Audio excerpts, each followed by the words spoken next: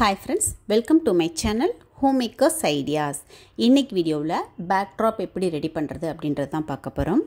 இந்த மாதிரி பேக்ட்ராப்லாம் நம்ம ரெடி பண்ணும்போது ரியல் ஃப்ளார்ஸ் இல்லைன்னா ஆர்டிஃபிஷியல் ஃப்ளார் வச்சு கூட நம்ம ரெடி பண்ணிக்கலாம். நம்ம செலிப்ரேட் பண்ணுற பூஜையை பொறுத்து அது டிபெண்ட் ஆகும். இதுக்கு பேசிக்காக தேவைப்படுறது ரெண்டு பொருள், பிளைவுட் போர்டும் ஒரு கிளாத்தும் தேவைப்படும். இப்போ இதில் பார்த்தீங்கன்னா நான் ஒரு பிளைவுட் போர்டு எடுத்திருக்கேன். அதனுடைய ஹைட் அண்ட் வித் பார்த்தீங்கன்னா 4/2 இருக்க மாதிரி எடுத்திருக்கேன். இதில் நான் எடுத்துருக்கிற கிளாத் பார்த்தீங்கன்னா 1 மீட்டர் எடுத்திருக்கேன். லைட் கலரில் கிளிட்டர் ஆகிற மாதிரி கிளாத் எடுத்துட்டோம் அப்படின்னா எல்லா பூஜைக்குமே செட் ஆகும். இப்போ இந்த கிளாத்தை நான் ஃபைல் கிளிப் வச்சு தான் நான் ஃபிக்ஸ் பண்ணியிருக்கேன். அது நல்லா ப்ராடாகவும் இருக்கும், டைட்டாகவும் இருக்கும். ஸோ ரொம்பவுமே யூஸ்ஃபுல்லாக இருக்கும். 4லேருந்து 6 கிளிப் நமக்கு தேவைப்படும். இது போல் கிளாத்தும் போர்டும் வச்சிட்டோம்னா போதும். நம்ம பண்ணுற பூஜைக்கு தகுந்த மாதிரி நம்ம ஃப்ளவர்ஸ் ஆகட்டும், லீஃப் எதுனாலும் வச்சு நம்ம அழகாக டெக்கரேட் பண்ணிக்கலாம்.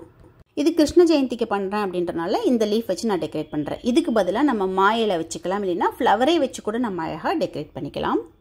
2 கார்னர்லேயும் ஃபைல் கிளிப் வச்சேன் பார்த்தீங்களா, அதில் தான் த்ரெட்டு வச்சு கட்டிட்டு லீஃப் வச்சுட்டு அதில் ஸ்டாப்லர் பண்ணிட்டேன்.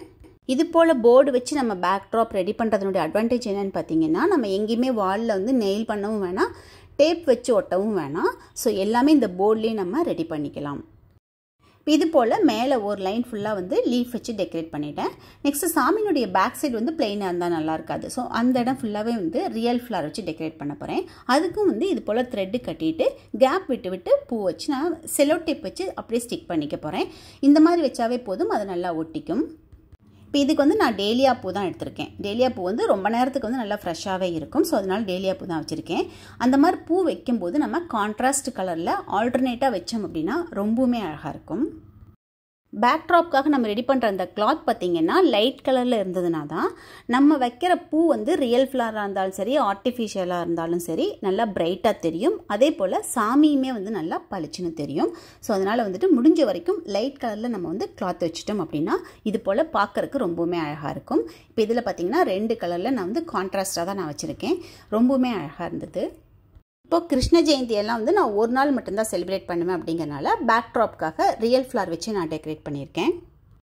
கிளாத் பார்த்தீங்கன்னா இது போல் பிளெயினாகவும் லைட் கலர்லேயும் இருந்ததுனா தான் நம்ம டெக்கரேட் பண்ணி முடிச்சதுக்கு அப்புறமே பார்க்குறதுக்கு நீட் ஃபினிஷிங்காக இருக்கும். இதில் பார்த்தீங்கன்னா ஆர்டிஃபிஷியல் ஃப்ளார் வச்சு நான் டெக்கரேட் பண்ணியிருக்கேன். வரலட்சுமி பூஜைக்காக ரெடி பண்ணினது இது.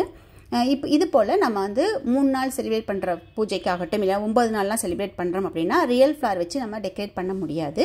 ஸோ அந்த டைமில் ஆர்டிஃபிஷியல் ஃப்ளார் வச்சு நம்ம பேக்ட்ராப் ரெடி பண்ணிக்கலாம்.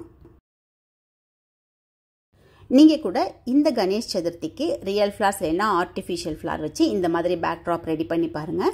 ரொம்பவுமே அழகாக இருக்கும். ஸோ இந்த வீடியோ உங்களுக்கு பிடிக்கும் நம்புகிறேன். பிடிச்சதுன்னா லைக் பண்ணுங்கள், ஷேர் பண்ணுங்கள், கமெண்ட் பண்ணுங்கள். ஃபர்ஸ்ட் டைம் என்னோடய வீடியோ பார்த்தீங்கன்னா மறக்காமல் சப்ஸ்கிரைப் பண்ணுங்கள். நெக்ஸ்ட் வீடியோவில் பார்க்கலாம். தேங்க்யூ.